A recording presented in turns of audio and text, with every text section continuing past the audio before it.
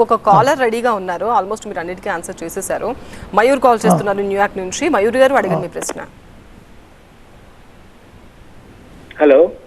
Yes Mayur గారు వింటున్నారు, అడగండి మీ ప్రశ్న. నమస్కారం అండి సంజయ్ గారు. నమస్తే అండి సార్. నమస్కారం సార్. నాకు ఒక చిన్న క్వశ్చన్ అండి. ఓకే, నాకు ఒక ఏమీ లేదు సార్, చిన్న క్వశ్చన్. ఇన్ని సంవత్సరాలు బట్టి మీరు అంత సెంటర్ లో ఉన్నారు, మాట్లాడితే మోడీ అంటున్నారు, కానీ మీరు ఎప్పుడూ కూడాను కరెక్ట్ గాను ఈ 4 సంవత్సరాలు కూడాను ఇక్కడ మన ఈవెన్ బోత్ తెలంగాణలో కానీ ఇక్కడ కానీ కనిపించలేదు మీరు అసలు. ప్లస్ మళ్ళీ ఇప్పుడు కరెక్ట్ గా ఎలక్షన్లు వచ్చే టైంకి పరుగులు ఎత్తుకొని వచ్చేసారు. అసలు ఏం చేశారండి మాకు ఇక్కడ?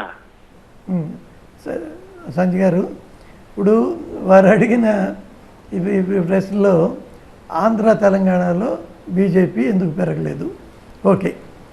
కానీ ఒకప్పుడు బీజేపీ అనేది చాలా ఉత్తరాదిలో మిణుకుమంటూ ఉండేది. ఈవెన్ 84లో 84లో 2 సీట్లు వచ్చినాయి బీజేపీకి దేశం మొత్తంలో. అది ఒకటి ఆంధ్ర నుంచే, అది తెలుగుదేశం అలయన్స్ వల్ల. కానీ ఇవాళ విస్తరించుకుంటూ వచ్చి చాలా రాష్ట్రాల్లో ఫస్ట్ వెస్ట్, నార్త్ ఈస్ట్, చివరికి ఇప్పుడు ఈస్ట్. ఉదాహరణకి ఈస్ట్లో చూస్తే కలకట్టా, వెస్ట్ బెంగాల్లో ఒకప్పుడు కమ్యూనిస్టులకి కాంగ్రెస్కి, తర్వాత కమ్యూనిస్టులకి తృణమూల్ కాంగ్రెస్కి పోటీ ఉండేది. కానీ ఇవాళ బీజేపీకి తృణమూల్కి పోటీ ఉంది. అంటే అక్కడ మేము పెరిగాం కదా. అదేవిధంగా ఒరిస్సాలో కాంగ్రెస్కి బీజేడీకి ఉండేది, అక్కడ పెరిగాం కదా. అస్సాం పరిషత్కి కాంగ్రెస్కి ఉండేది, కానీ వాళ్ళు మేమే కదా అక్కడ ప్రధాన పార్టీ, అధికారంలో ఉన్న పార్టీ. కాబట్టి ఇది ఒక ఉదాహరణ కోసం.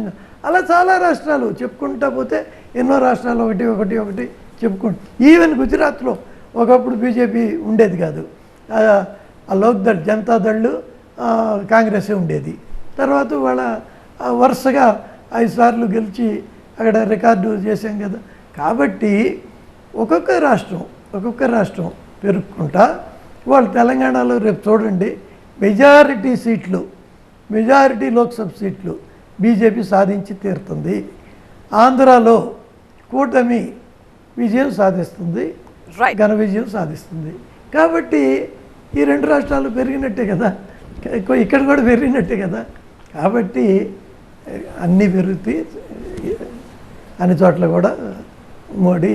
మోడీ డిగ్రీ ఉందా అదేదో చెబుతున్నారు, పరిపాలన చేస్తున్నారా లేదా?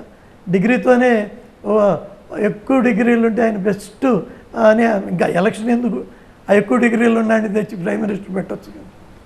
ఇప్పుడు ఈ ప్రైమ్ మినిస్టర్ చేయాలంటే కామన్ సెన్స్ ఉండాలి, ప్రజల సమస్యలు తెలిసి ఉండాలి.